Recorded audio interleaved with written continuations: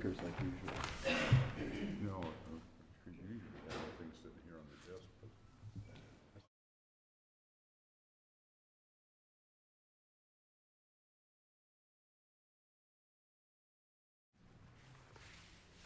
Where is Denise?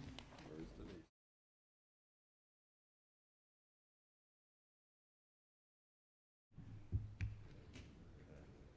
Okay.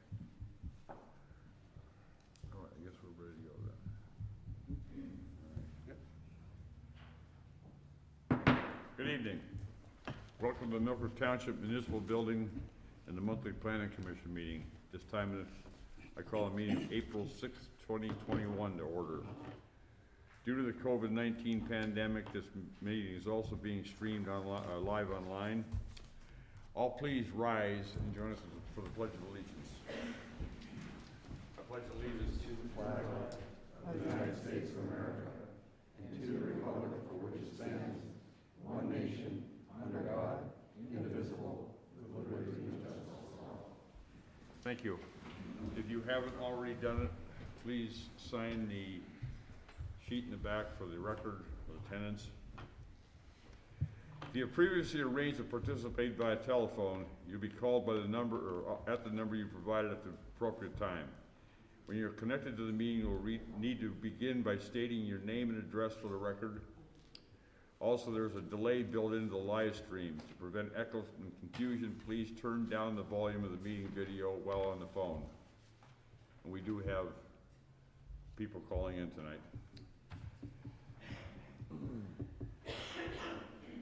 Next, I'd like to introduce the members of the Planning Commission and our support staff. I'll start down here in the front row here. To my far left is Ray Reed, new member of the Planning Commission. Next to him is Tony Sitter. Directly in front of me is Linda McCabe. And to my right is Scott Stewart. To my left up here is Pete Cabea. To my right is Dave Skelly. And I am Gene Strohmeyer, the chairman of the Planning Commission. Our support staff sitting in front out here is Mattwaldinger. He's the Director of Planning and Development. Sitting on my right over here with the blue shirt on is Matt Puzz, the Zoning and Development Officer. Next to him is Julie Maggio, the Assistant Zoning and Development Officer. And this young lady sitting right here and to my right here is Lydia Caparosa. She is the Township Council for tonight. Before we begin, I'll call for a motion to accept the minutes of last month's meeting as written. So moved. Second. All in favor? Aye. Anyone opposed? Thank you. Milford Planning Commission is a recommending body that hears testimony, asks and answers questions, deliberates, and passes our recommendations on to the Milford supervisors who make the final decisions.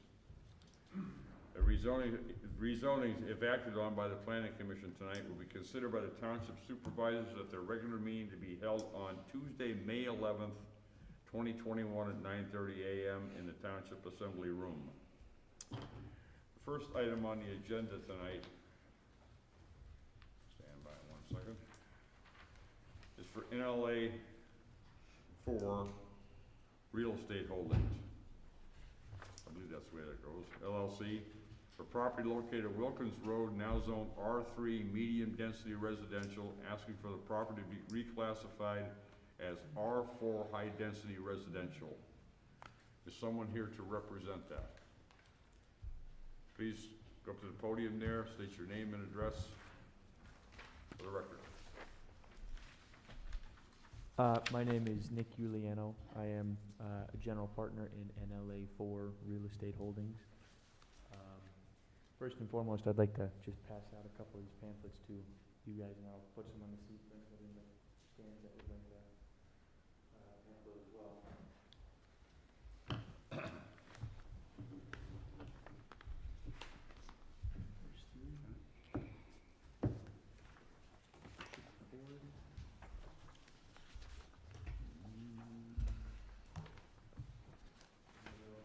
Thank you.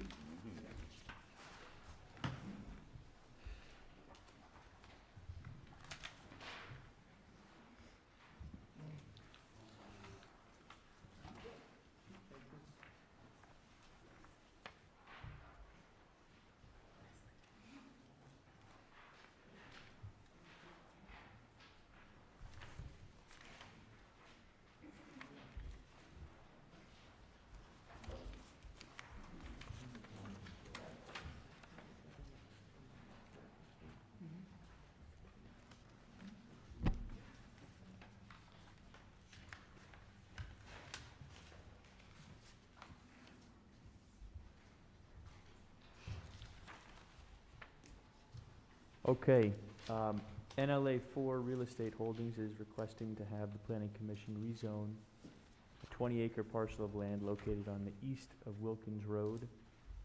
Current zoning on the property is R3, and we are requesting to change the zoning to R4 to allow us to build townhomes. There are multiple zoning categories surrounding this vacant 20-acre parcel according to the future land use map. On the north side, you have R3 zoning, which presently houses the Applewood Estates Mobile Home Park. On the south side of this parcel are the railroad tracks, which is zoned I2 Heavy Industrial, and a part of the south side also is zoned I1 Light Industrial zoning on Woodside Drive. On the west side of the parcel, you have both R1 Single Family and I2 zoning, which is heavy industrial on the southwest side of the property with the airport. And on the east of this parcel is Erie International Airport itself. Please refer to the future land use map in my packet on the first page. According to the comprehensive plan, Embrace Mill Creek, this 20-acre parcel sits in the middle of an area identified in the Embrace Mill Creek report as having some distressed properties. The changing of this zoning will assist in stabilizing this area through private reinvestment in construction of new townhomes. We believe this will be a benefit. Now please reference the source of this information on pages 38 and 39 of the comprehensive plan, the next page in the pamphlet. The comprehensive plan, Embrace Mill Creek, has a section on page 40 entitled Modifying Zoning to Expand Rental Housing Opportunities Along Major Corridors, noting that Wilkins Road is designated on the Mill Creek Transportation Plan as a locally significant roadway. This section of the comprehensive plan would support the changes of this parcel from R3 to the R4 category and simultaneously put property back on the county and school tax rolls benefiting Mill Creek. We plan to work with the aesthetics of the property by planting various trees and shrubs to maintain the privacy of Wilkins Road neighborhoods, and we hope to have this plan to show you guys as we develop this, but at this point we do not have a concept plan developed yet.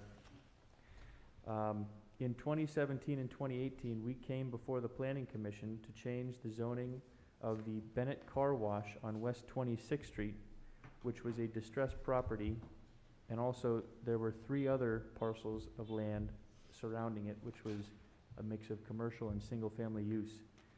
We combined all of these parcels to R4, and this allowed us to build the Garvey Lane townhomes right next to Twins Restaurant and Lounge. We believe this type of reinvesting not only stabilizes the housing market, but provides a new source of tax revenue for Mill Creek Township. So again, we would respectfully ask that the Planning Commission approve our request to rezone this property from R3 to R4. Thank you for your time. Thank you. Anyone else care to speak about this? Please come to the podium and give us your name and address. My name is Joseph Rogers, 1916 Cole Drive. I live in what we refer to as the forgotten neighborhood. For years, we've stood by watching Mill Creek not do anything with our neighborhood, with our roads, sewer systems, or anything like this. Now, this guy who comes in front of us, says, embrace Mill Creek. You want to know what I think of embrace Mill Creek? I believe that we should build a park on this property, all right? Mill Creek should take advantage of this, purchase this property, do something for the community. Our roads are in shambles. This project is going to directly increase more traffic through our neighborhood that we do not want. We have a very nice neighborhood that we consider home. My parents owned the property where I was at. I also purchased that property to live where I grew up. I do not want to see apartments out my front door or anywhere near that area. Thank you for your time today. Thank you, sir. Thank you. Anyone else? No, please.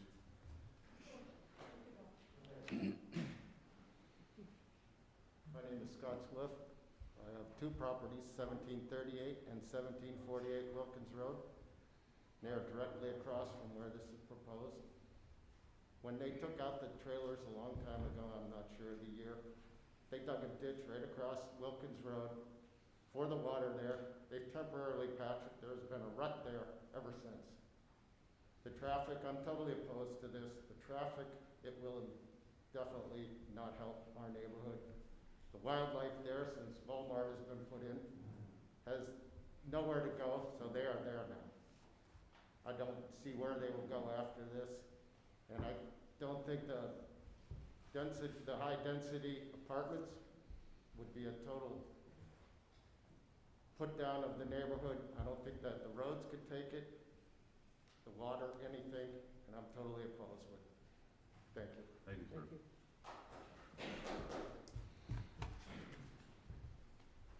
Hello, my name is Annette Mossberg, and I live at 1838 Wilkins Road, directly across from the property in question. I lived there since 1987. A lot of my friends lived in that mobile home park that was acquired by the airport because it was listed as a high noise level. And apparently it was too high of a noise level for people to live in. Now, 20 years later, all of a sudden, it's okay to be used as a residential area. Not only do I oppose rezoning it R4, I oppose selling it for any residential use. This property should be used and maintained as a park, public space for the residents and the local community. We have wetlands, we have wildlife that have nowhere to go. I'm concerned not only about the environmental impact, but I'm concerned about the traffic. I'm concerned about the strain on our sewer system. I'm concerned about possible flooding.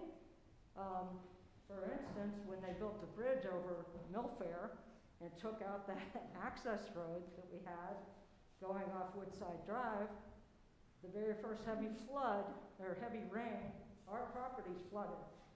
I've been there since 1987. I've never seen a flood like that in my life.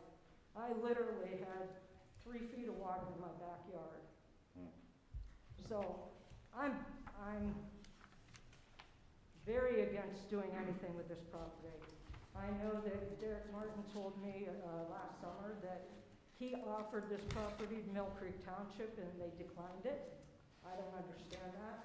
I respectfully ask that the township take ownership of this property and either keep it as is or develop it as a park and maintain the wildlife. Thank you.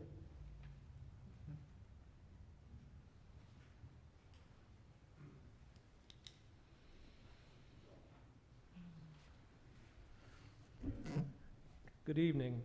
My name is Matt McCulloch, and I live at 406 Wilkins, which is considerably north of this particular parcel under consideration. And I'm not at this meeting right now to either support or oppose it, because I just found out about it at the dinner table tonight and was sent up here. But I do have some concerns. I did speak with an individual before the meeting and got a thumbnail Reader's Digest version of the zoning laws, and it does merit some further inquiry and review. I am concerned, and I'm not going to repeat all that's been said, I'm concerned with the traffic. That's a very intensely traveled intersection to begin with. Westlake Road by the fire hall is almost impossible to make a left-hand turn unless the light at Garlock is changed. The biggest concern I have, though, is the potential environmental impact, the drainage.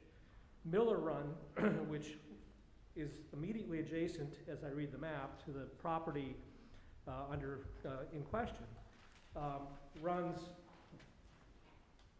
200 feet as the crow flies behind my house to the east, as well as a number of other homes. I know that you folks have, or others in Mill Creek, have had to deal with cave-in issues farther south at the Wolf Run complex.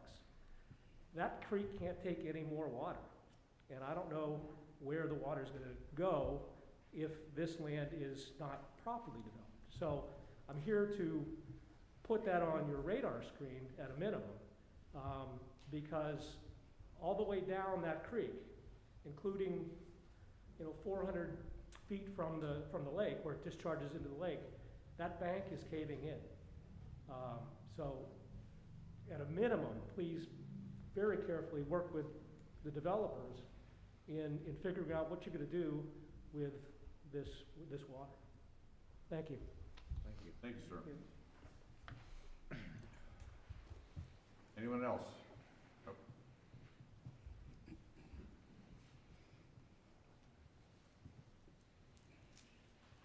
My name is Debbie Binney, and I've been a resident on Wilkins Road for over 30 years, maybe close to 40. And I just want to thank you for giving me this opportunity to voice my concerns. There are several, okay, so I hope you're patient with me as I go over these. Speaking of the comprehensive plan that our developer brought up about embracing Mill Creek, when I was looking over that map, I noticed that everything on that map, that plot of land on the future land use map that we have, you have in green, okay? Now, because it's in green on our map, it's hard to distinguish which color green that is. So it would either be private recreation, public recreation, or conservation. And I don't see how high density fits that parcel whatsoever. Now that is on your plan that was, I guess, projected to be utilized by you as you're doing your planning. And when it falls under conservation, it says that it's designated and identifies these areas appropriate for preservation, public recreation, agriculture, uses that are compatible with the surrounding area. And so, again, I can give you a copy of this when I'm done, when you can reference where I got that information.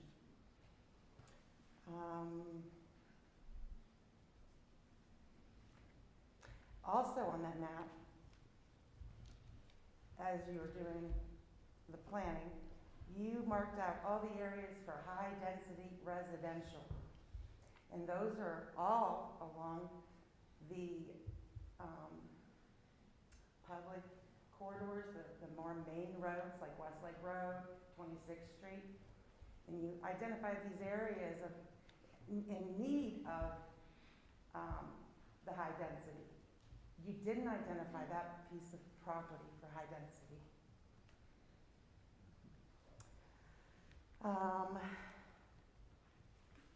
I would like to address the new official Mill Creek Township map that was passed by, I believe, the supervisors a couple weeks ago. Now that suddenly appeared on your website, and I see that it is up here underneath. I think, is this your map, developer's map? Ms. Binney, if I could just clarify really quickly, the official map is currently under consideration for adoption. It hasn't been adopted yet, so. But this really plays a part in our zoning, proposal of the zoning. If you look right here on that map, there's a pink line that goes right down through the center of that proposed property. That parcel that we're talking about, which is marked over here as being proposed public street, right down the center. But I think when I spoke with you, you were surprised about that. You didn't have any idea about it.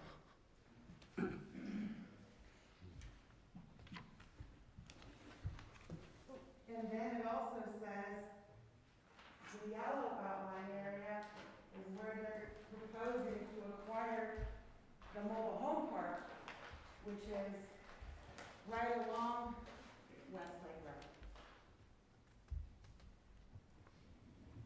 being that the developer's in the process of, having this under contract, and this being proposed, I'm very confused on what Milford Township is doing. It does worry me having a public street come down the center, because then that puts access to that property from a main corridor. And with a main corridor, you guys could probably rezone it to industrial if you wanted to.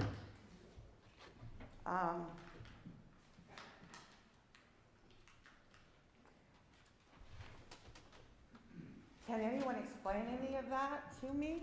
Is that wrong? I'm really concerned about that road that's coming down through there. I can, Mattwaldinger, Planning and Development Director.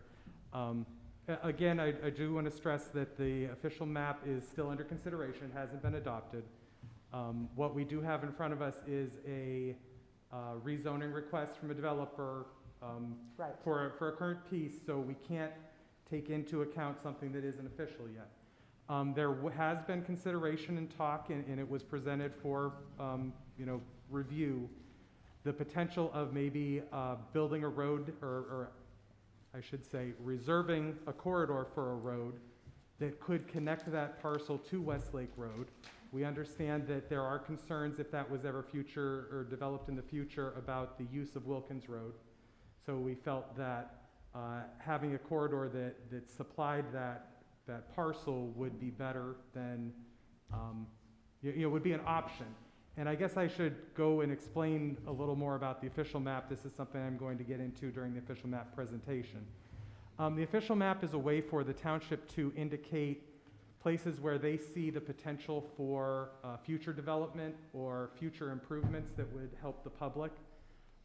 By placing something on the official map, it doesn't say that we are going to build it or that it's going to be there for sure. It's kind of giving the owner of the property notice that this is something that we feel could be beneficial. And so if they ever were to come and develop, we would try and work with them.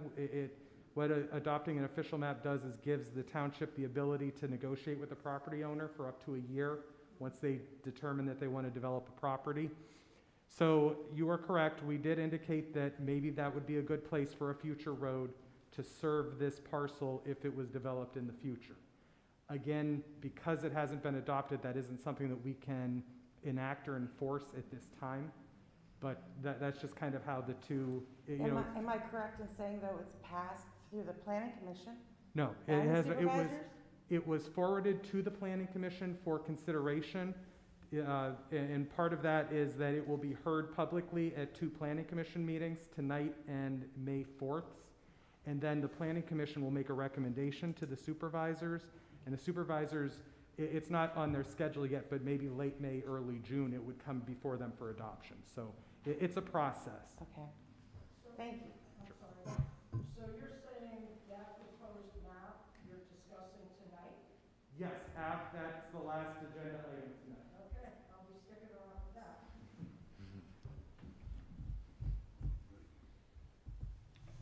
Okay, the other thing I would like to question, and as long as I'm here, I'm going to question, if property owners on this official map that is proposed, are the property owners that are within 500 feet of this property, are they notified by a written letter of these changes, or are they expected? No adjoining property owners were notified directly by mail. Only property owners that are affected, that actually have their properties indicated. So, for example, for the property in question, we did notify the airport because they are the property owner that What they're. about all the 60 mobile homes that live in there? The property owner was notified. Yeah, not the people that live there, no. I'm sorry. I've got time on that one. I'm John Morton, but I don't want to drive you. So the reason so rezoning is an actual, real thing that's on the table for discussion, and that's why we notify everyone within 500 feet. Well, land development is something that's really going to happen, and that's when we notify everyone.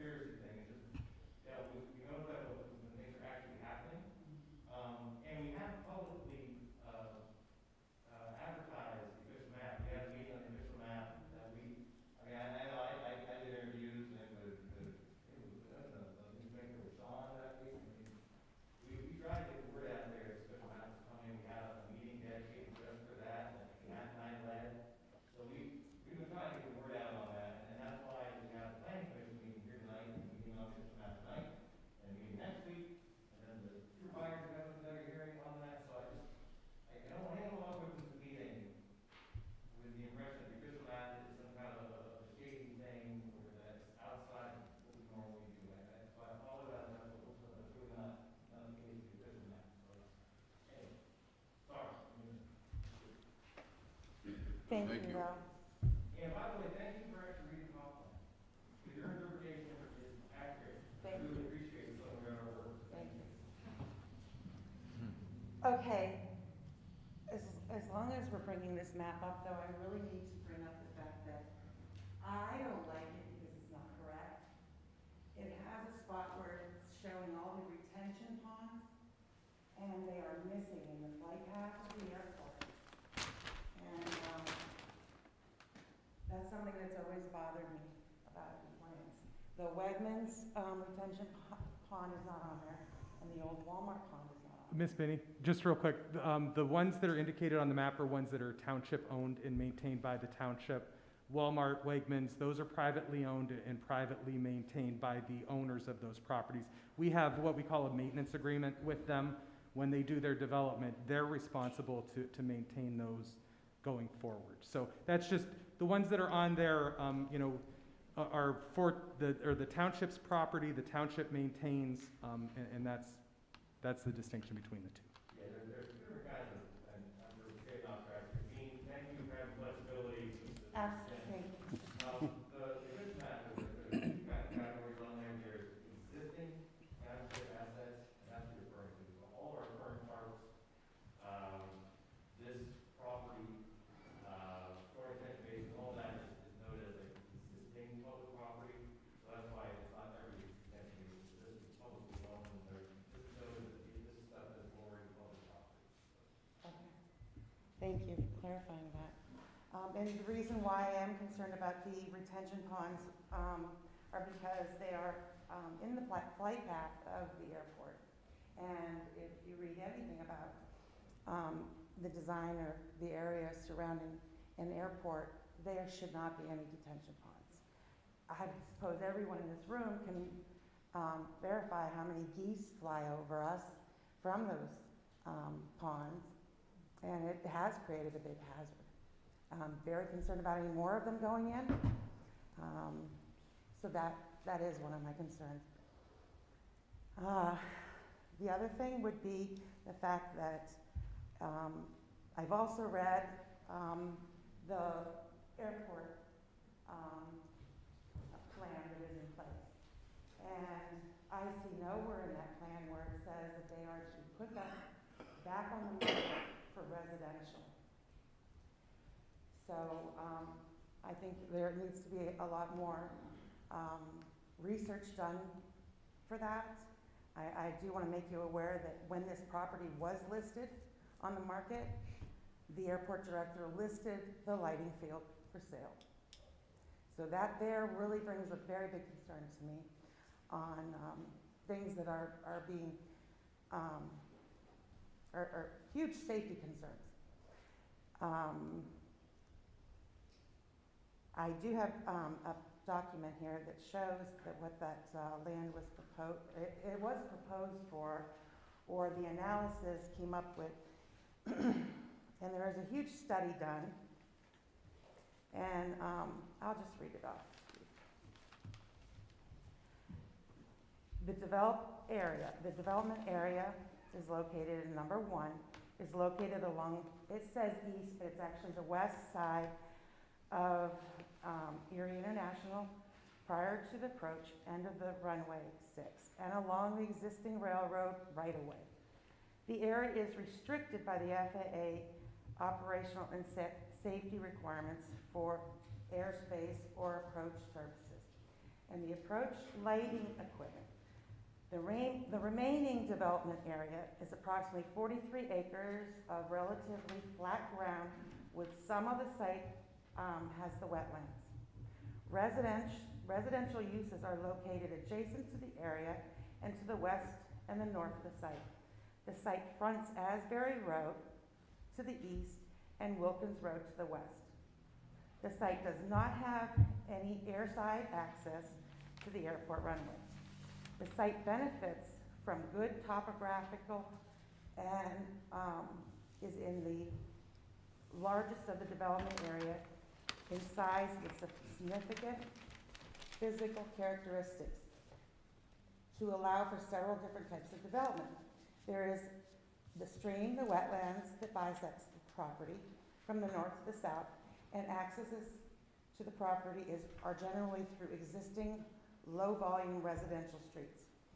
Due to the residential uses adjacent to the site and the lack of significant highway or arterial road frontage, intense uses such as industrial is not recommended for the site, and more passive uses such as utility, solar, agriculture would be more appropriate due to the site's location on the approach of the end of the runway. Impact studies and glare studies have also been done. So then it goes into saying that, you know, it would be okay to develop it as solar fields, or keep it as agriculture. Now that's in the master plan of the airport. Dave Hayes, What year was that written? that 2019. And it goes to 2038. So this study that costs a lot of money was put out there, and it doesn't say anything about residential. I will tell you, when the mobile home park had to be purchased, it cost me over $5 grand for an attorney to get the FAA up here and purchase that property.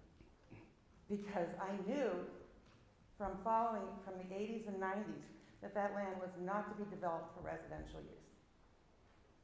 So I ask you to please do your research. It's right there in black and white in both your studies and the airport studies. Thank you very much. Okay, anyone else? Oh, sorry. My name's Shannon Rogers. I live at 1916 Cole Drive. This young lady brings up a great point that initially when they cleared out all of the trailers and stuff for the airport, there was a reasoning behind that.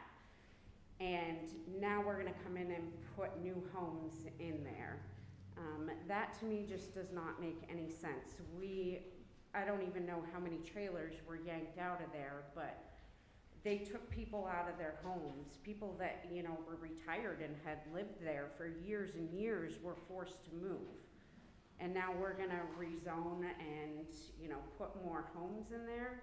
What was the reason of yanking them in the first place then? Goes back to what this woman was saying.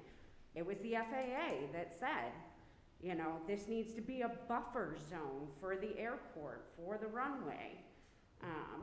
There's a reason behind that. Again, with everybody's concerns with, you know, traffic, our streets are in major disrepair.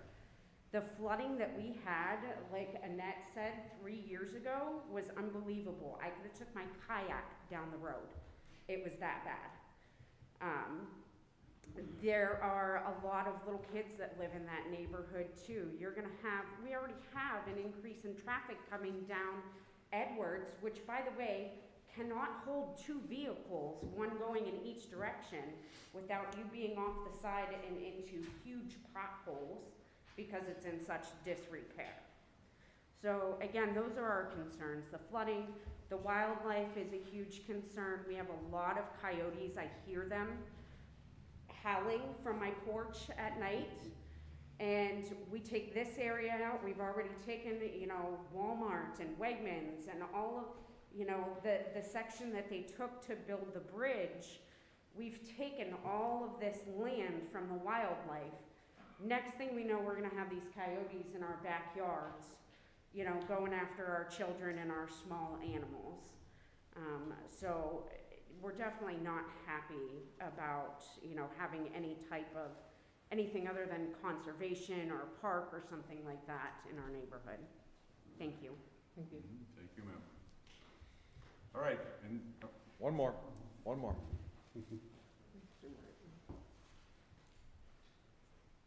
Derek Martin, Erie International Airport, 4411 12th Street.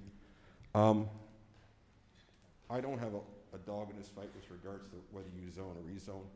I have some challenges with some statements that were made here today that talk about safety, okay? I don't know what the retention pond is at Walmart. I do not know what the retention pond is at Wegmans. I do know the airport's making airport improvements. The The Mill Creek Township requires that the airport build for a 100-year flood. The federal government says 5 years. The difference in that is gonna cost me $1 million. So to get up here and say that Mill Creek is allowing people to build retention ponds that's not safe on approach to the airport is irresponsible, okay?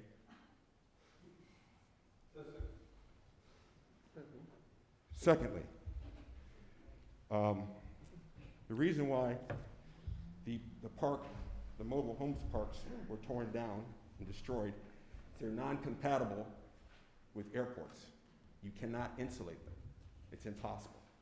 So the airport, the FAA, purchased those. We've tried to cooperate with Mrs. Mossberg and the last lady that spoke to try to answer their questions. Mrs. Mossberg reached out to the FAA, and this is a part of the response that was sent back to her. Thank you for your email regarding the sale of land of Erie International Airport. You expressed concerns of the airport's intention to sell 20.6 acres of vacant land on Wilkins Road, Mill Creek Township. The land you believe was purchased as a sound buffer. In mid-1990s, Erie participated in Part 150 Noise Study Compatibility Program. The first step in the Part 150 program is to determine the range, contours, and noise resulting for airport operations. If the noise contours show noise levels of residential areas within or exceed 65 DNL, which is day-night level, those properties are considered incompatible with airport operations or eligible for mitigation.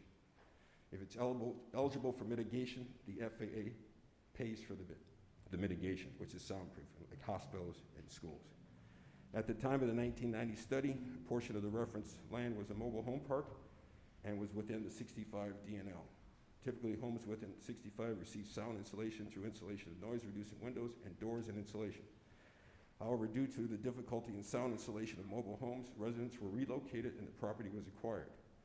The adjoining area was also purchased to prevent further mobile home development. It was for that reason that land was acquired from the Airport Improvement Program federal grant. It was not purchased as a noise buffer or sound buffer. That is not the correct statement. Since 1990, Erie has reduced the 65 DNL contours that no longer extend off the airport's Wilkins Road. The subject property is no longer considered incompatible airport operations. In accordance with the FAA and AIP Grant Assurance 31, which is a fancy word, the airport has a legal responsibility to try to sell this land. The land that was acquired with noise money must be sold, leased, or exchanged. The use of the land's noise buffer is only considered if the land falls within the 75 contours established by local standards or stringent federal standards. Even then, compatible development is encouraged. Should the area sell the land, it will be required to include sufficient property rights, land trust, transfer documents to any subsequent development incompatible with airport operations. Property rights retained shall include all but limited to adequate easements, deed restrictions, covenants, and other property rights, or serve to avoid potential of the future compatible use. On the back, it also says about a noise study. I only have 3 copies of this document. I'll leave with you. This is the urban engineer's noise land use compatibility plan that was produced in 2009, which the FAA approved. The last on page 4 says, as the concept of business park was developed, the airport is looking ways either to sell the property at the highest best use or enter a long-term lease. When the airport determines the best method of disposing of the Orchard Park property, either by sale or disposal of the business park to be leased, revenue or sale or lease will return to the FAA which satisfies the terms they grant. So the airport gets no benefit by selling this property. We're just following the requirements of the federal lease agreements. And is there a question? I have a question, if you don't mind. Well, that's up to, it's their meeting, not my meeting. Oh, I'm sorry. I didn't know. I have a question for you. Yes, sir. So the new developer is not going to be responsible for the sound within the complex that he built? He's responsible for the sound, the sound. There is no noise within, outside the airport area is over the 65 feet. So So it's not applicable to the builder? Well, there's no noise in that that's over the 65. So if he wants to, whatever level of soundproofing that he wants to put in to the townhomes, he's eligible to do that, but that has nothing to do with the airport. Okay. I have a question. So, Mr. Morton, with your agreement with the FAA, does that preclude Mill Creek Township from taking over the property? Anybody that purchased the property was for sale. I thought it was for sale or exchange. I can't exchange it. So, That's not how I read it. it can't be exchanged. FAA wants their money back. Speaking of which, didn't the FAA spend over $2 million just to purchase the property? And then hundreds of thousands of dollars to relocate the residents, and now you're gonna sell it for $400,000? We sell it with, That seems a little curious. the federal government requires us to sell it at the fair market value. Whether it's ridiculous or not, it's the fair market value. It's our tax dollars, so. It's not your it's not your tax dollars. You got a federal grant to purchase that property, that money came from federal taxpayers. So don't sit up there and try to act like it wasn't. So the federal aviation funds the aviation program through the aviation ticket tax. If you don't purchase a ticket and you don't fly in the system, you spent no money contributing to the federal aviation system, period. Okay? I can get you the legislation that says the documentation of that. If you do not fly, you've paid nothing into the system. So your income taxes that you paid do not count because it doesn't go to the system. Interesting. I just wanted to address the fact that you said that land is compatible to extend, because there is no residence there. That's why it states that it is. No. You The- still cannot put residence in that flight path. Look at the bar 77. So the letter that was sent to Mrs. Moser, if I pronounced the name correctly, We have one. if I miscorrect, Gene, you have that a spoke copy. a few minutes ago, basically said that the land is not within the 65 DNL and it can be used for whatever purpose people deem fit. But in your master plan, 2019. The letter that went to her says that it's good land. I'm not gonna argue about the master plan. I'm gonna tell you what the letter from the FAA went to Ms. Moser. I do, it's mustard. Pardon me, I do disagree with the 65 decibel. I would like a new rule. I have a question, if I may. yes, sir. You may have answered this already, and I didn't catch it. Why is the FAA requiring its sale? In the documentation I just gave you, when the airport purchased, or the FAA purchased property to noise acquiring, once the property is deemed not needed for noise anymore, they would like the property to be sold or used, and the proceeds given back to the FAA. Okay, And so that's why we're here. thank you. And when that land goes back, it is usually in industrial land use. And because it can be industrial because it's surrounded by residents, that's why the recommendation was made. Yes, I agree that the FAA wants them to move that land, and pay them back something, but not to put others at risk for it. Is there If any, they do that, they'll be down. is there any concern with future noise levels with growth of the airport? No, because When was the last one? The last noise study? the FAA has determined that the property on Wilkins Road is not within the 65 DNL, which means that things can be developed on that land and not affect noise. When the things were originally done in the 1990s, the aircraft were a lot noisier. There have been hush kits put on planes. Planes have been designed with less noise, and there's less noise that goes in and out of the airport. Okay. And that land was a complete field of trees when they did that. And now it's not. Anything else from the board? No. Thank Anybody you. have any more questions? Nope, thank you. Thank you, sir. Okay, anyone else have anything? I just have one point to make.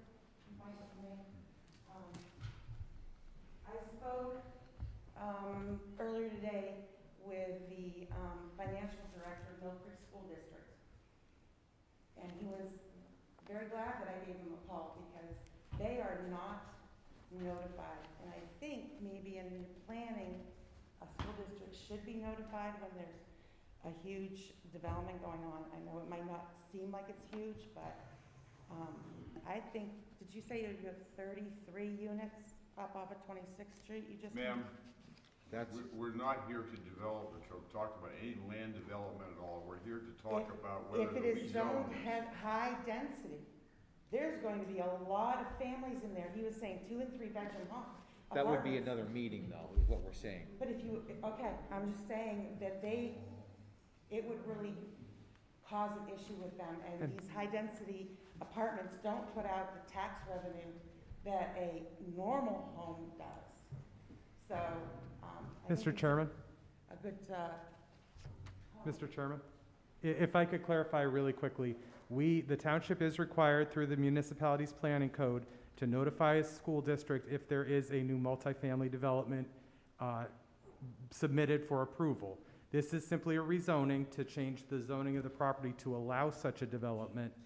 If it were to occur and a development was submitted, then the township will notify the school district at that time. So we do have that procedure in place. It's just now is not the time that that happens. For you. Okay. Anyone else?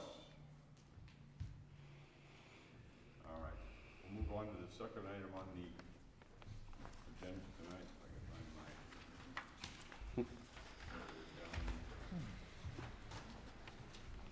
That's for NGE Real Estate Holdings LLC.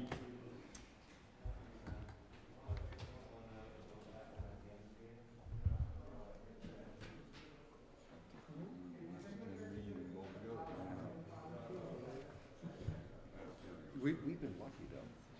We have been.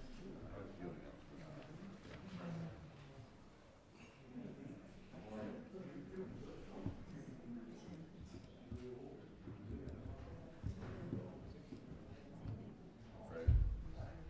This is not typical. Gene, do you need that report? Yep, that's it. See that report from the airport? Do you still have it? Stand by 1 second, please. All right, next item on the agenda tonight is for NGE Real Estate Holdings LLC for property located at 1426 Powell Avenue, now zone R1, single family residential. Asking for the property to be classified as R2 low density residential. Someone here to speak on that?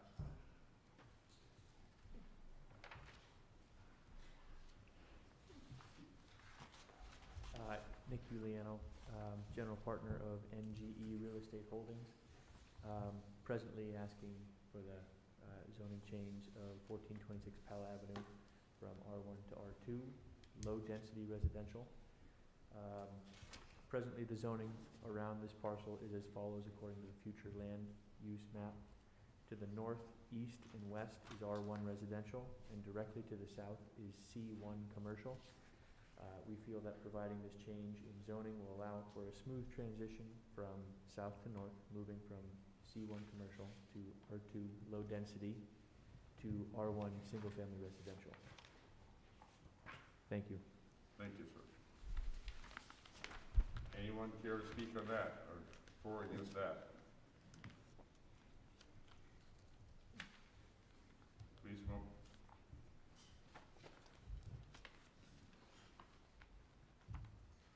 My name is Elisa McGraw. I own a property at 1411 Chelsea Avenue, which is directly behind this property. And all the homes around there are single-family homes.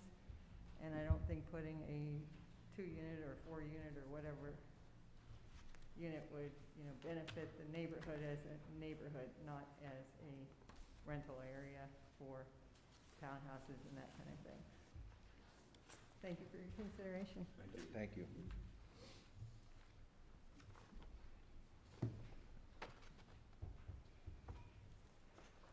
Just a few notes here. No, I'm just kidding. My name is John Morton.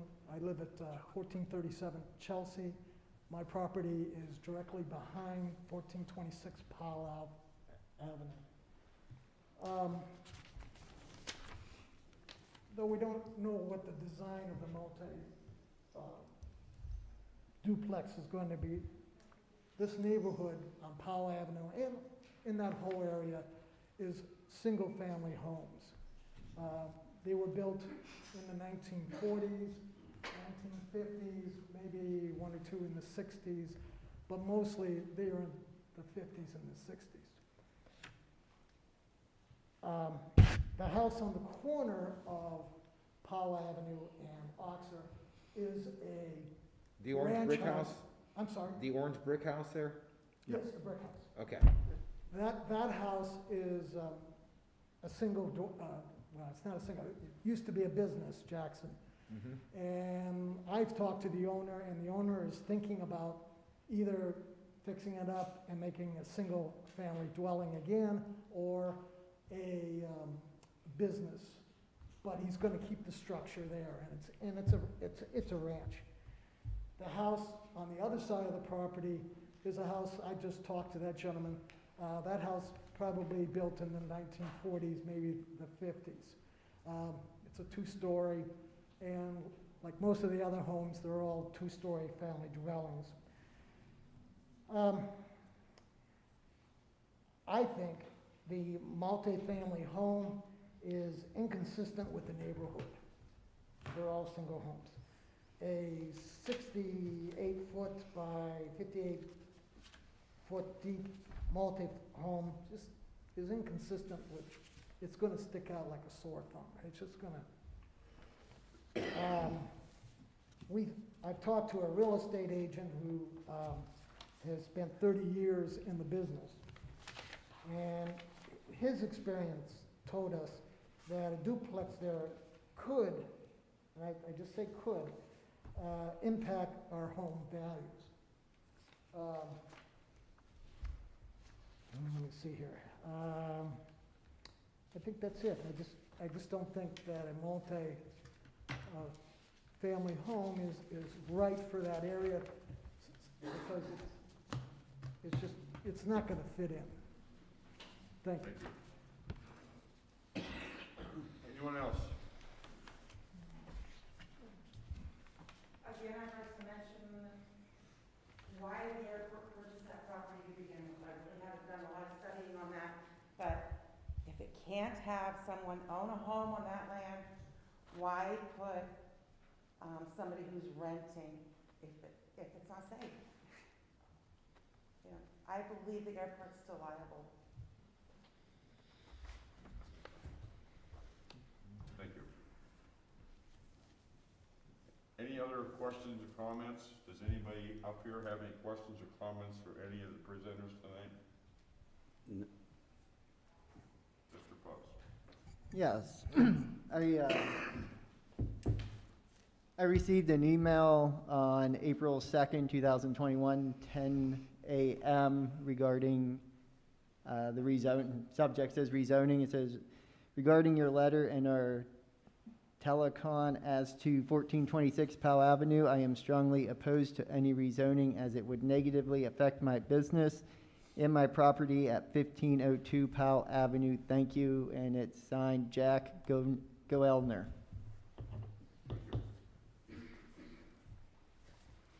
Okay, no further comments coming.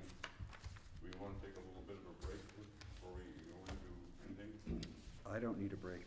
We can just deliberate. Huh? Let's move on. Does anybody else want a break? Nope, deliberate. Okay. Yep. All right. Let's go back to the first item on the agenda. Hey, can I ask Matt Puzzle a question first? Was that 1502, that business, is that the parcel directly to the south of this? Yes. Is it zone C1? Yes, correct. Okay. All right. And what's the impact of taking it from R1 to R2? What can he actually do with that property as far as? R2 permits two-family dwellings on top of single-family and anything that's permitted in the R1 district.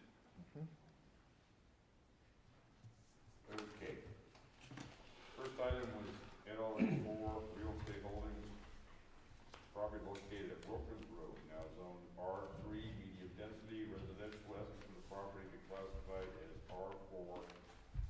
density residential. I hear a motion from anyone. I would like to make a motion to approve. Do I have a second? Second for that? Okay. Do we have a motion to not approve from anyone?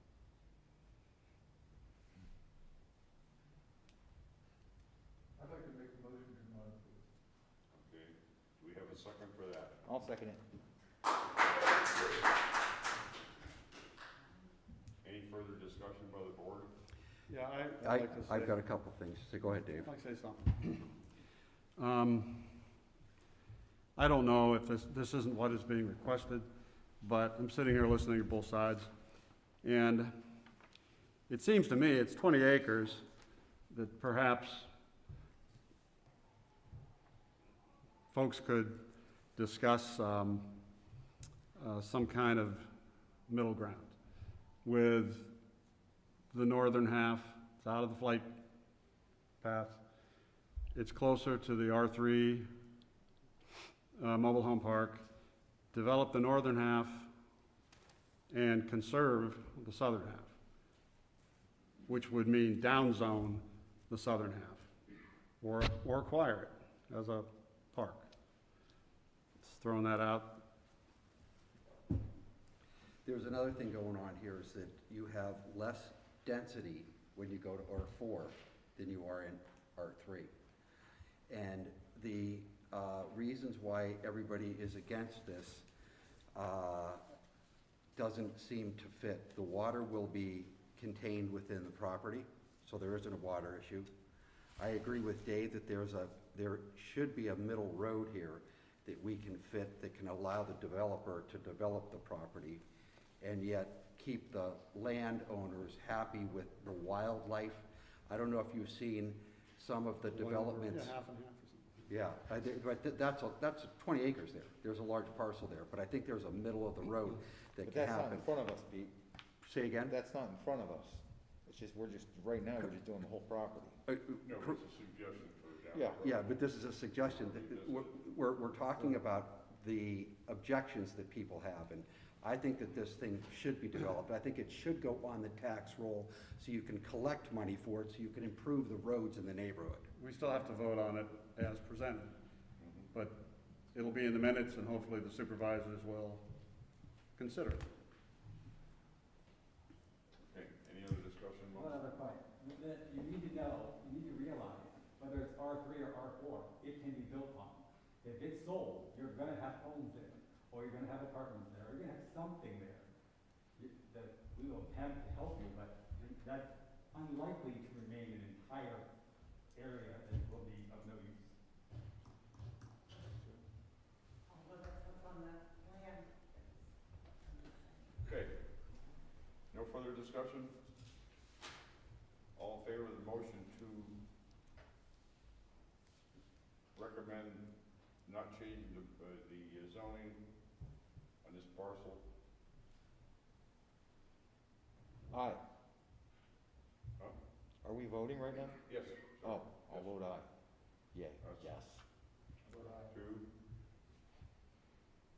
I'll vote aye. I'm sorry, what? Aye. Okay. Aye. Aye. Aye. Okay. And I vote aye also. Nays? Nay. Okay. Anyone, there's no one here to abstain here, I guess. Okay. Thank you. All right, the next item on the agenda then is NGE Real Estate Holdings for property located at 1426 Powell Avenue, now zoned R1 Single Family Residential. That's for the property to be classified as R2 Low Density Residential. Anyone want to make a motion about that? I make a motion that the proposal be denied. Tonight? I'll second it. Okay. Any discussion? All in favor of recommending denial of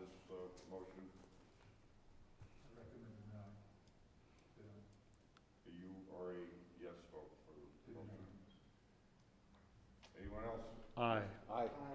Okay. Gentlemen, ladies? Okay, thank you. Aye. Aye, and I'm an aye. All right, thank you very much. The other items on the agenda tonight, we're gonna be turning most of this over to Mr. Puzz here for right now. Milton Township zoning ordinance update. Do you have anything? Yes, real quick, that we are approaching having a final draft for the zoning ordinance, and once we do, it will be disseminated for comment. Very good. Okay. The last item on tonight's meeting agenda is the presentation of the official McCulloch Township map. For that, I will turn it over to Mr. Mattwaldinger.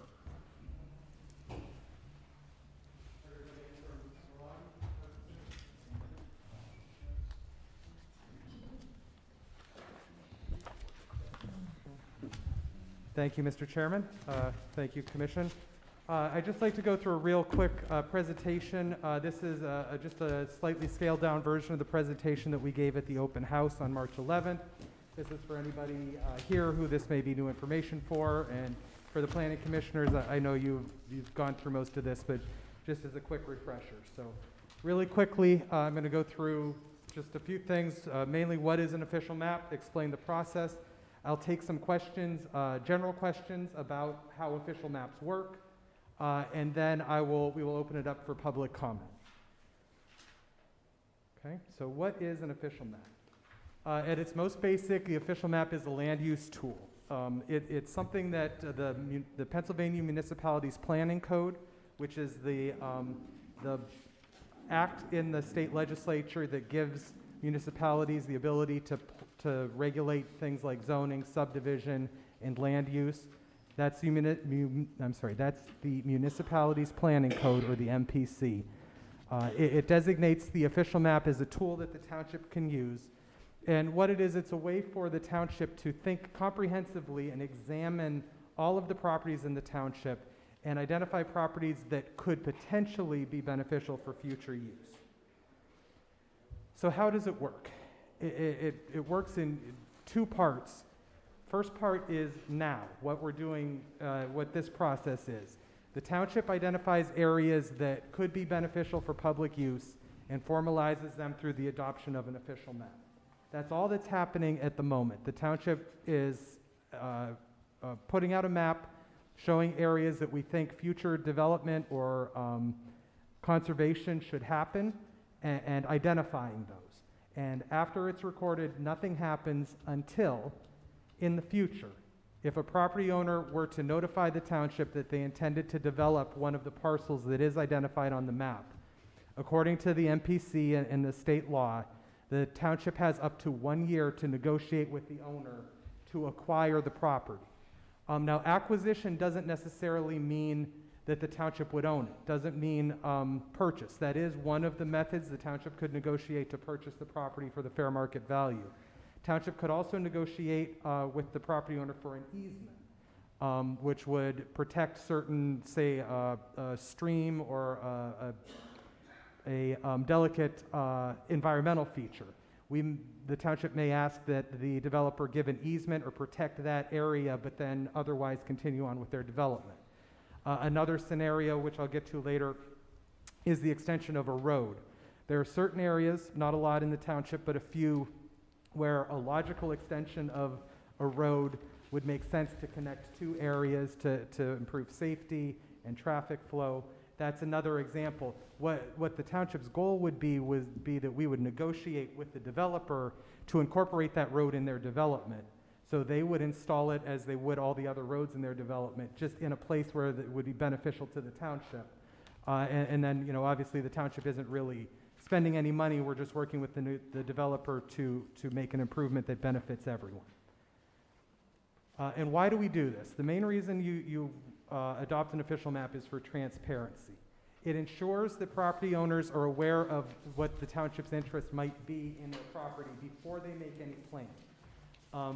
You know, you could have a situation, say for example, one of those roads like I just mentioned where, you know, the township would like to connect point A to point B. If we don't express that and the owner of that property comes in and says, I'm ready to develop, I want to put a subdivision in here, and we say, oh, good, please connect these two roads, that comes as a surprise to them at that time. We want to get this out in the open now so that if and when that property is ever developed, everyone knows that this is what the township is going to be asking for. Why are we doing the official map? Well, there's a few reasons. One is Embrace Mill Creek, which is obviously the township's comprehensive plan. And comprehensive means to look at everything, not one thing in isolation or on a case-by-case basis. So Embrace Mill Creek did recommend that the township adopt an official map to ensure that we continue to think comprehensively about future land use in the township and to examine it as a whole. Another reason to do this is the official map's a public process. It's not that what I just told you where nobody really knows about anything until a developer shows up and we surprise them. This is out in the open, it's public. The adoption of it requires a public process like this meeting and the other meetings that we have held and will hold, so that we do get input from the public and it does result in a collaboration rather than just a mandate from the township. And finally, it is a very good planning tool for both the township and residents. You know, the township can start identifying these areas and making plans that if they ever do become available, what they may, or how they may acquire them, what they may do with them. And then residents can have the ability to plan for the future and for what they may want to do. And when the township was preparing the plan, one of the big things that we had in mind was trying to preserve what existing open space we do have now. The township is getting to be built out. There is a lot of development that has taken place. There are some areas that are left, and we'd like to allow development while still preserving some open space and leaving it for the future. Real quick overview of some features that are identified on the map.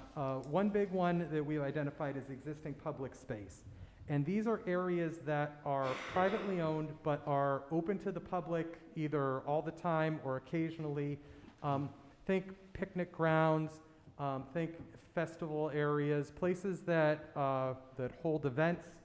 And these are areas that people in the neighborhood have come to rely on as being there and being spots where they can recreate.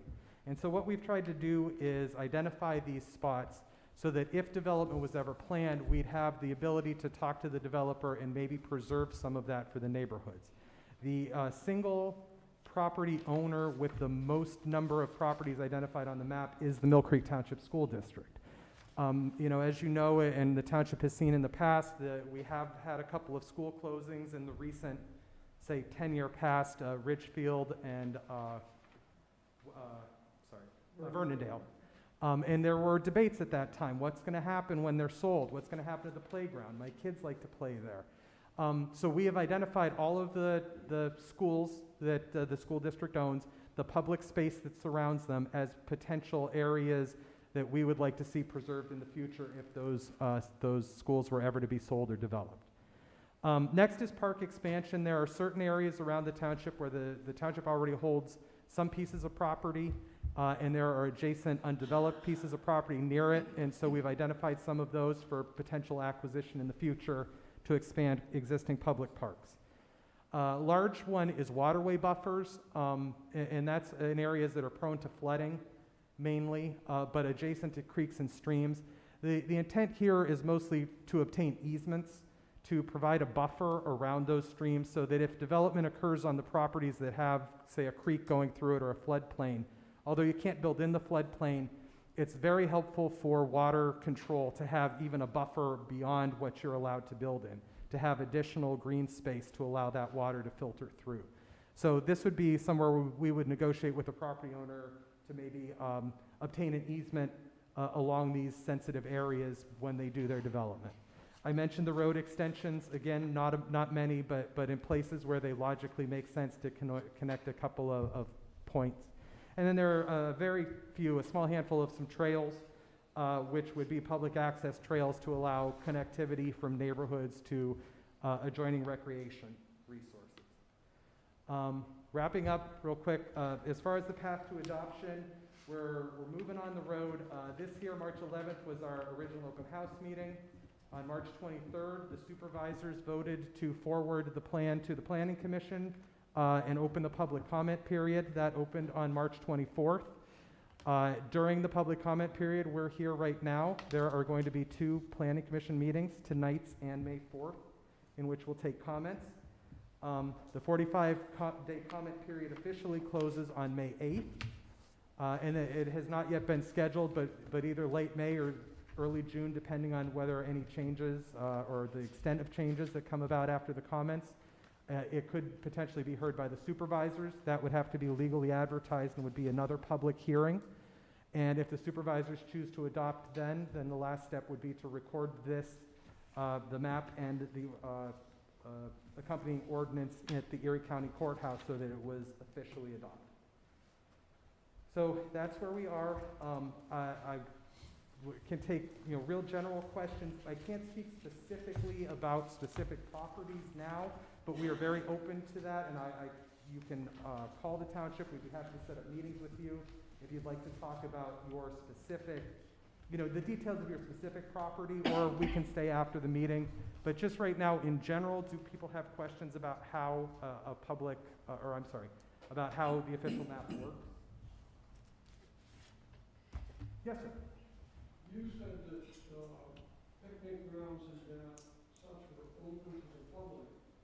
I disagree with that, because if you want to go there and have a family reunion or a picnic, you have to reserve that in advance, and you have to pay for the right to hold that there. And it is not open to the public. You can't crash the party. So I think the definition is very wrong. And I have friends who have some of these facilities. And I said, if Milford Township tells them that their property is open to the public, then what they should do is post it. Understood, and I... No trespassing, and then there'll be no confusion. And I do want to say you're right, and that is maybe a misnomer on my part. It is not open to the public in that way where it's open for anybody to go on. It does remain private property. They do require reservations. But it still is a non-developed space or a less developed space where people do recreate at times, like you mentioned, fully paid and with the knowledge of the owner. But it is space that people have come to rely on. I know there are many places where people have had, reunions, picnics, and they've come to rely on those spaces being there year after year. This would just be a way for the township to at least speak to the owners before their development plans go through to see if there's a way that we can work with them to preserve those spots before they are developed. Well, unless a property owner, unless someone who owns a picnic ground says, hey, I'm going to put a multi-family dwelling on that, they're not developing it. Right, and the township would not have any interest in it. As a matter of fact, the way the official map works, unless they did notify the township that they wanted to develop, nothing changes. Nothing happens. It's only at such time as the property is about to be developed and the owner notifies us as such that we would have the chance to negotiate.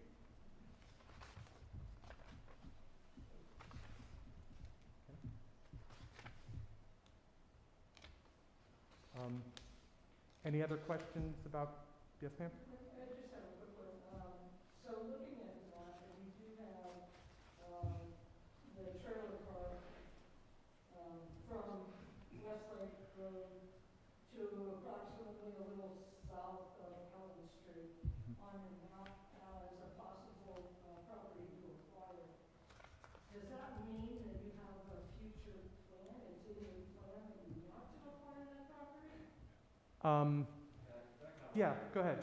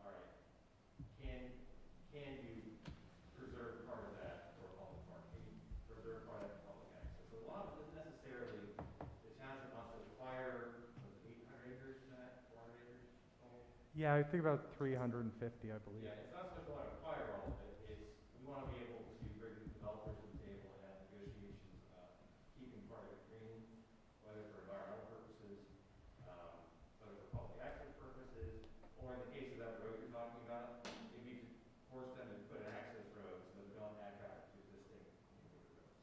So you say, is there a plan? No, not really. It's got, the whole point is that it's kind of like a just in case. So down the road, we have an opportunity to have those discussions. And that's why we have a year to do that. Yeah, have you approached any of these property owners and said, hey, why don't you apply for clean and green? Clean and green would protect it from development, would protect the environmentally sensitive areas. It would cost the taxpayers of Milford Township $0. And that's where you ought to be concentrating, if you try to go acquire 300 acres of property. That's the areas that are identified on the map. But like I said, but that's a tool that, for example, we haven't brought that to everyone, but we have had actual individuals contact us and say, oh, geez, you put it on this map, how about on those properties right now? And we have this conversation about, not sort of things that specifically we're getting into touch with conservation. Well, what I'm saying, that's not what I'm suggesting. I'm suggesting that before you put the map out, start telling people that these are sensitive areas. Send them an application for clean and green. They have until, I think, the end of May to apply for clean and green, and that would take effect next year. And once they're in clean and green, there's no development. It stays as is. And it costs the taxpayers no money. Read the bottom line first. I'm a retired accountant. Read the bottom line first. Sure.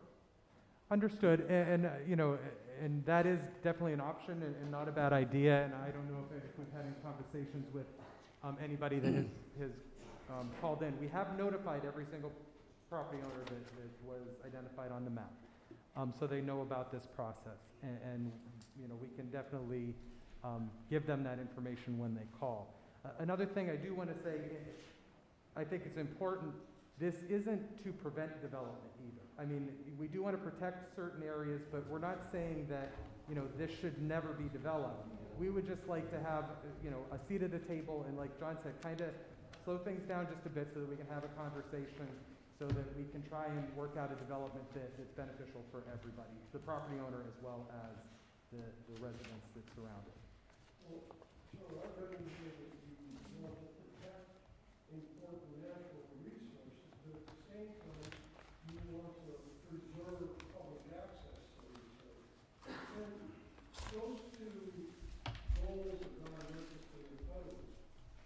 Look to your right, look to your left, and the beams that you see are the most destructive beams that have ever walked this earth. If you want to preserve natural areas, the first thing you have to do is keep human beings from interacting in those areas and let nature take its course.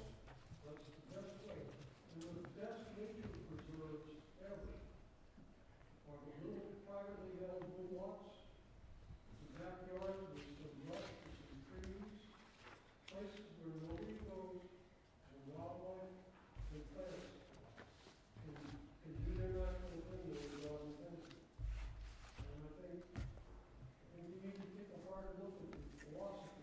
I understand it, but I think what I want you to understand is what, you know, the properties that we have are a little of column A and a little column B. It's not, you know, not everything is natural to be protected, and not everything is open for green space and public. There's some of each. And we look at each one on a case-by-case basis. Is it ecologically sensitive or a wetland area? That would be there for protection. Is it an area that is green space that's open for public recreation now, or available for recreation? Then that would be the recreation component. So there isn't a one-size-fits-all where we're looking to do both everywhere. Yes, but you looked at floodplains and said that you want to prevent development on floodplains. I don't think you can develop floodplains in the Commonwealth right No, now. you're absolutely correct. If you tried to, you'd have to jump through some very fiery hoops, and it would be a discussion of the zoning ordinances, like, simply say, no development. And that is an area where the zoning board and the supervisors say,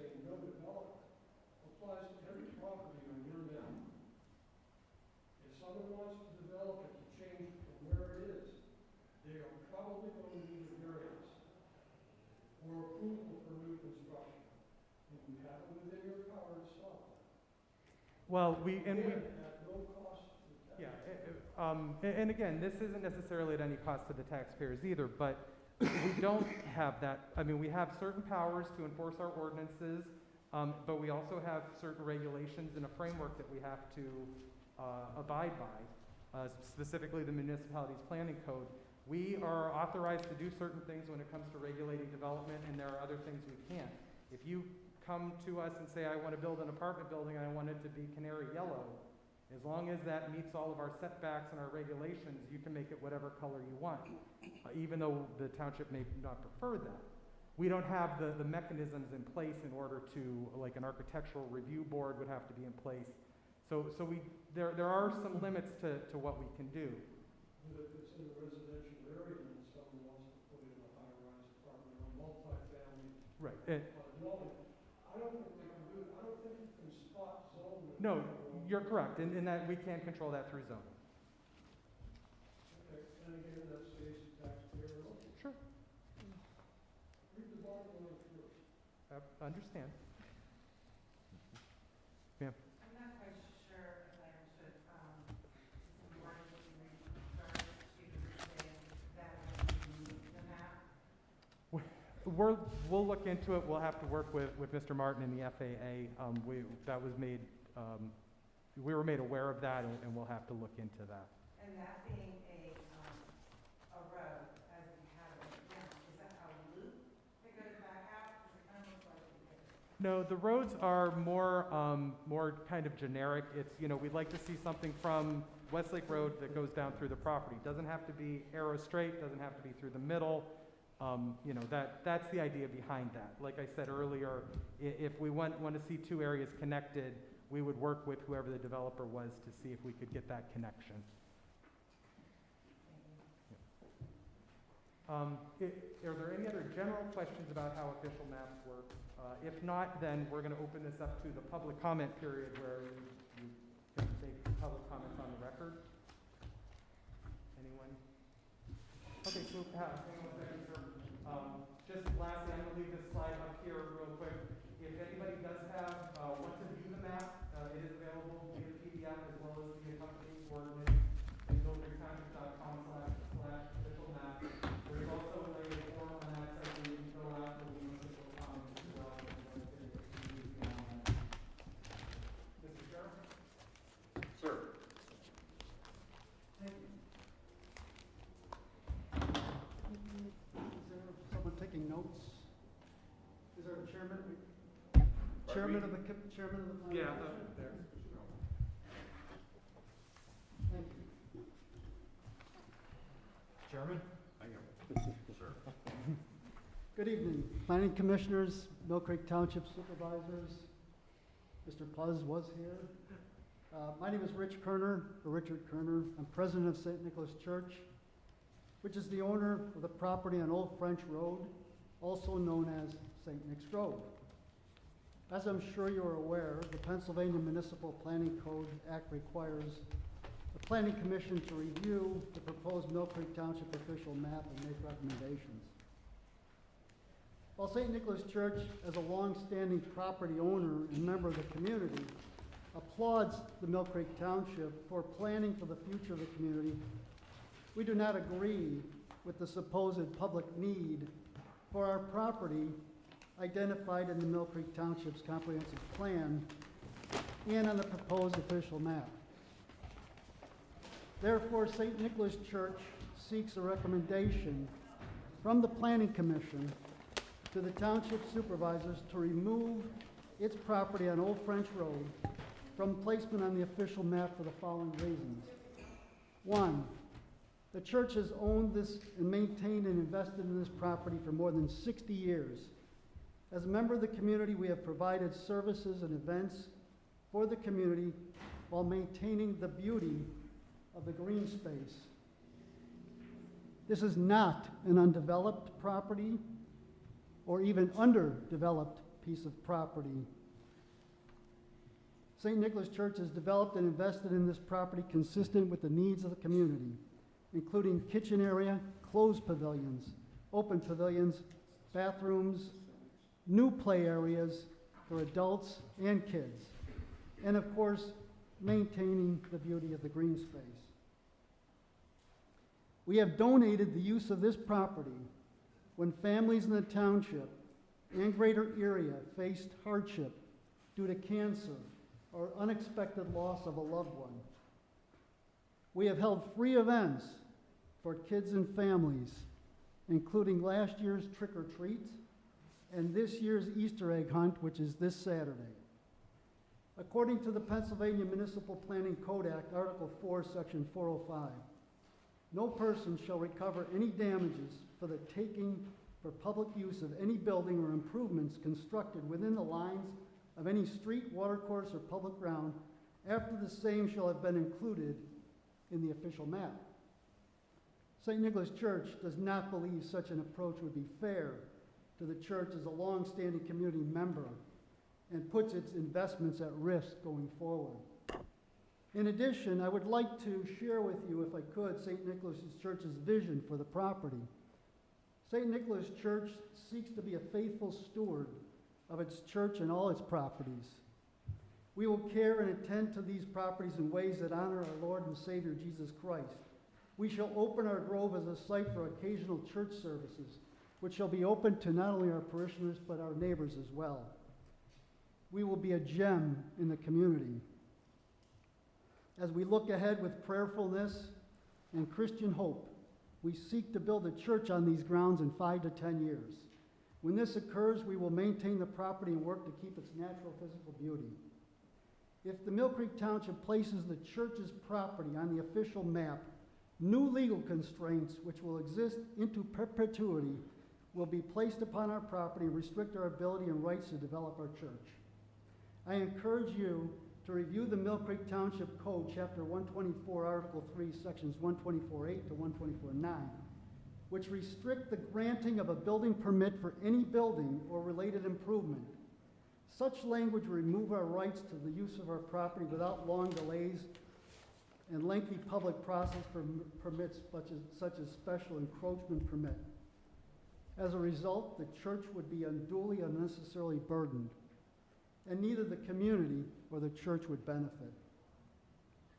In conclusion, we're hopeful that the Planning Commission sees our interests as honorable, wholesome, and in some meaningful way consistent with the interests of the community at large, and honors our request to recommend that our property is removed from the official map.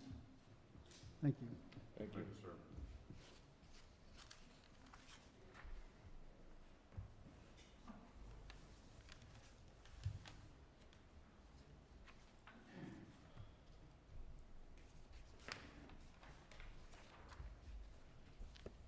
My name's Tony Campanella, and I own Ameripac Industries, which is right down at the foot of Caughey Road. And we'd like to put up another building down there because we're running out of room at our current facility. So about a month ago, I talked to Matt and Julie. Yeah, and said, well, what do we have to do? Because when the building was built, the contractor took care of everything. So this is kind of new to me. So we had an architect make up plans, which Matt has a copy right now. Okay, I had a surveyor surveyed the property. There's a couple things. I wasn't aware of this until the surveyor brought it to my attention when he got the plot map. But at the foot of Caughey Road, on the map it shows like a little semicircle where trucks are supposed to turn around. But we've been there for 25 years and it's all dirt and trees, and I've never seen a truck. Well, they can't turn around. What the plows usually do when they go down there is they usually back up and turn around either in my property or in Maya's property across the street. I have a little, do you have a plot map there or anything?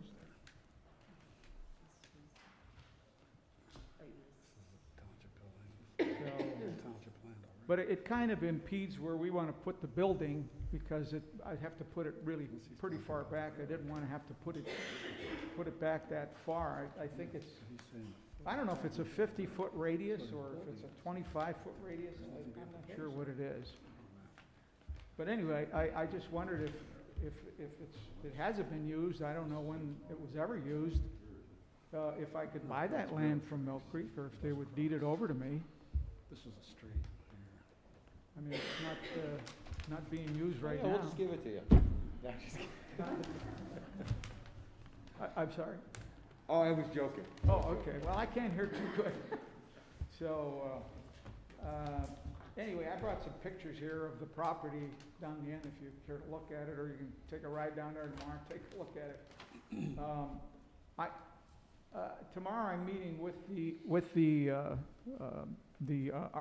surveyor and talk about, what is it, I guess, stormwater and management. land management. Okay, now the building we have there, when it was built, there's a culvert that runs behind, goes through our property and runs all along, parallel with the railroad tracks there. Our building actually, it was approved by Mill Creek, but all our drains on our building actually go underground into a big 3-foot tube, and they drain into that. The stormwater drains into that. Now, I mean, I'm only like probably only gonna be about 20, 30 feet from that little culvert. Well, first of all, the building we're gonna build is not very big. It's maybe twice as big as this room. It's about, 2,500 square feet. So, I mean, it's not like some gigantic thing. But I don't know why, is it possible that we could just do the same thing and drain into that culvert? Sanford is who you're using for stormwater management? Welka? Welcome, okay, yeah, he'll draw all that up for you, then Yeah. he'll submit it to these guys, Okay. and these guys will look at it and Okay, go from there. okay, all right. Good answer, Matt? Yep. All right. Okay, thank you. Good answer. Good evening. My name is Jim Finn. I live at 3838 West 38th Street.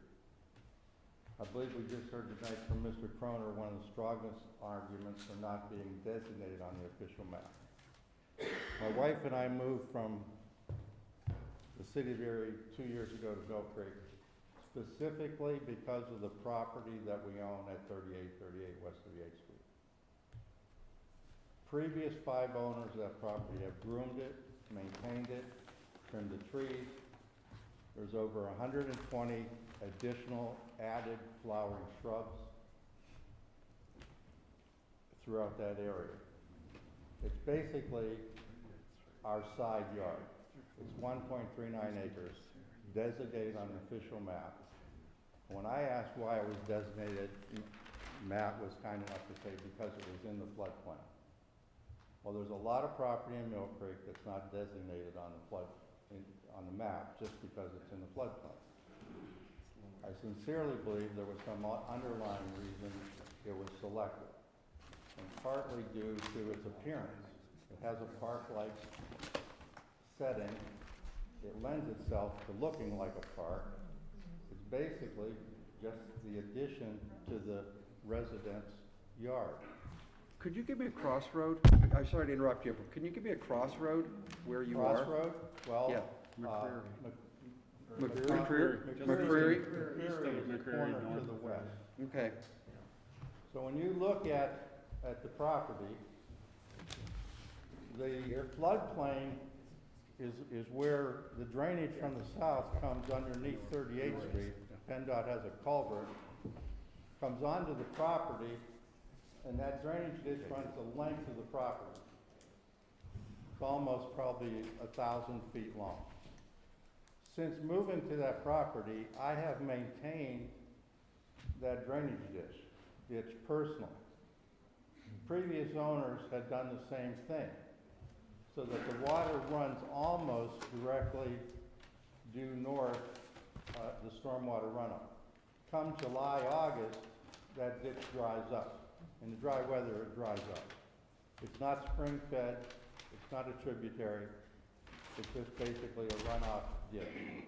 Now, there are also other areas of Mill Creek that have open drainage ditches but are not designated on the official map.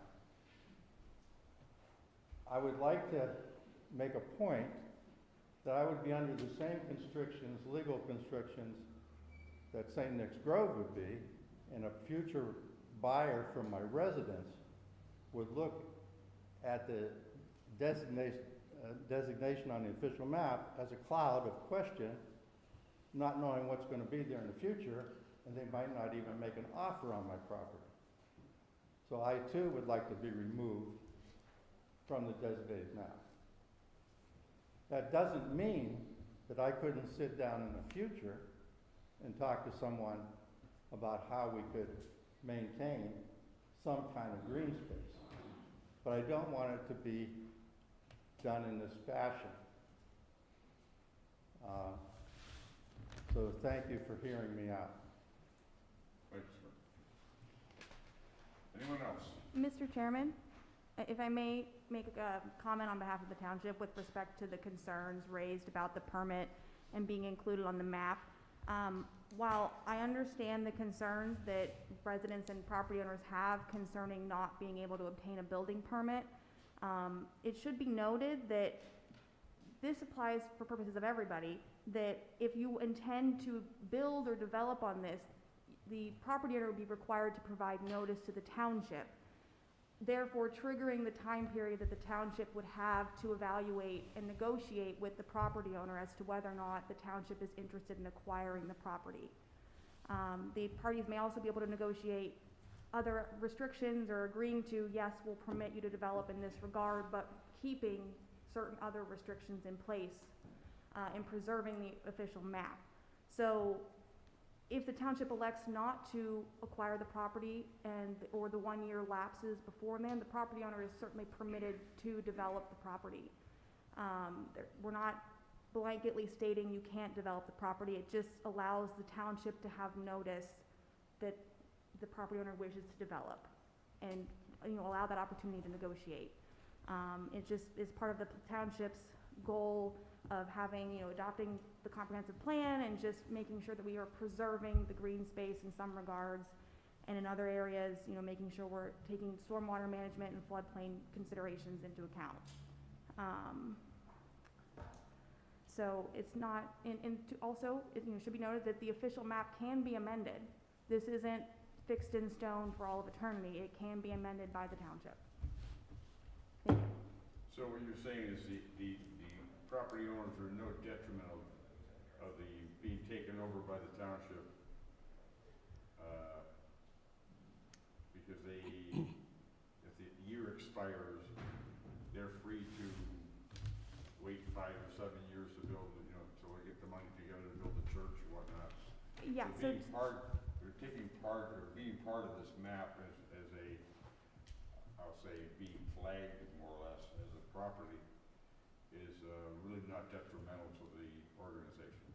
Correct. Would it also be true that they could come to terms with the township immediately and say, we are no longer looking to do something with that property and you can do what you want right away? It doesn't have to take a full Certainly. year. It does not need to take a full year. They come to the township and say, hey, we'd like to develop in this regard. The township may come back and say, that's fine with us. We're not planning to acquire the property. And It's a wish list. Exactly. Yes. That's exactly what this is. In all due respect, we understand thoroughly the law, and we disagree. It does burden us. It does what? And at 1 year, Burden. it does burden us. It does put burdens on us if we want to move forward with our plans and we have to wait a year. And we have received donations from people, and we have to put our plan in and then wait for you. And by then, you got, costs go up to build, and Sure. yes, we disagree. It does burden us substantially. Thank you. Any other comments from, sorry. Oh, no. No. Leaving. Any other comments? Okay, we have this again, what's the name? What? May 4th. May 4th. May 4th. There will be more discussion on the official map. Thank you for your participation and your comments and questions tonight.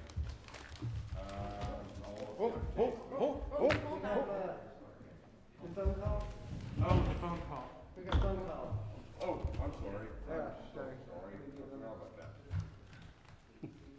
what that brick was for. Damn it.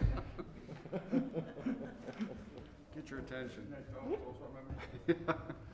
I told him, make Be it busy, a be nerf busy. complaint. I don't wanna lose you.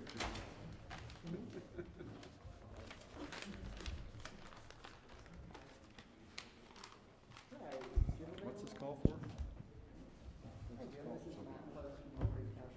Oh, it's All right, I'm gonna transfer you to the planning commission meeting. If you hold. I can hear you, yes. Let me transfer you real quick.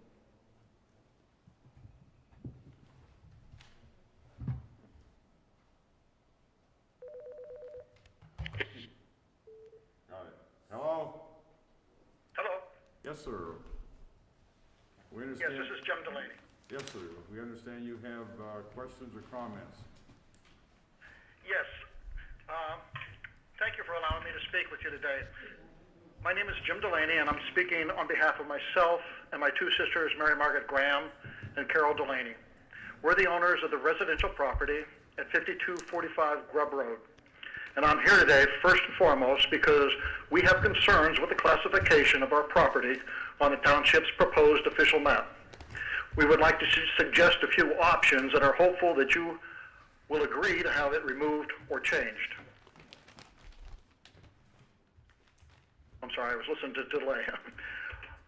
Okay, shortly after receiving the notice informing us of our property was affected by the proposed official map, my sister Mary Margaret had the pleasure to speak with Matt Butts to voice our objection to the proposed, quote, acquire for public use classification of our property. During that conversation, Mr. Puz stated that it was not the intent of the township to purchase the property, but it had been placed on the official map because the township had concerns with water conservation and the property's border with Walnut Creek and its floodplain.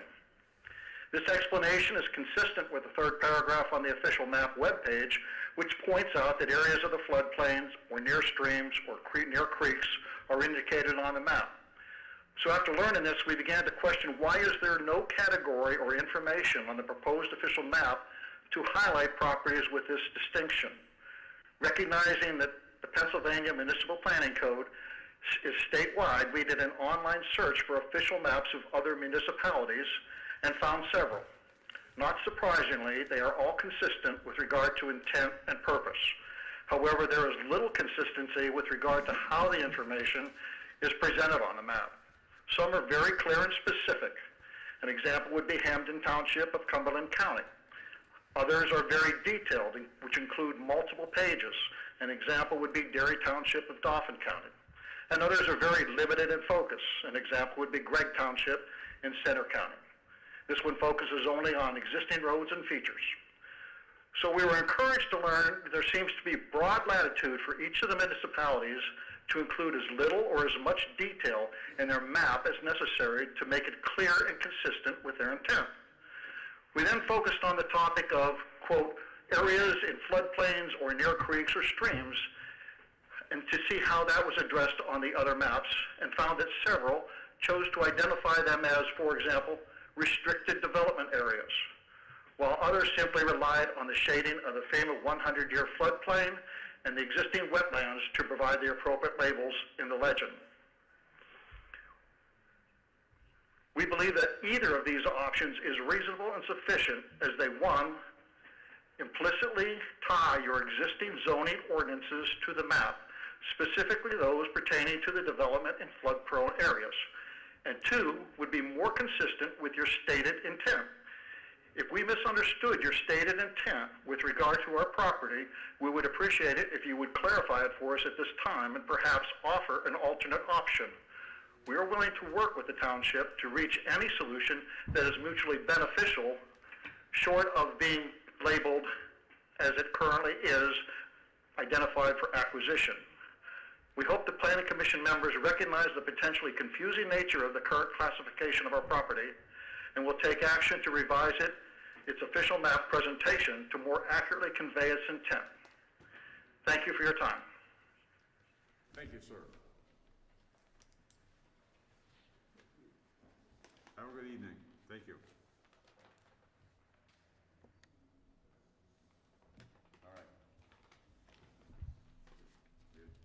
noted. Thank you. Anything else from anyone else? Okay, I will entertain a motion to adjourn. Motion to adjourn. Second? All in favor of adjournment? Aye. Anyone opposed? Thank you very much, and thank you folks for staying here this long. We appreciate your time and input. Good idea.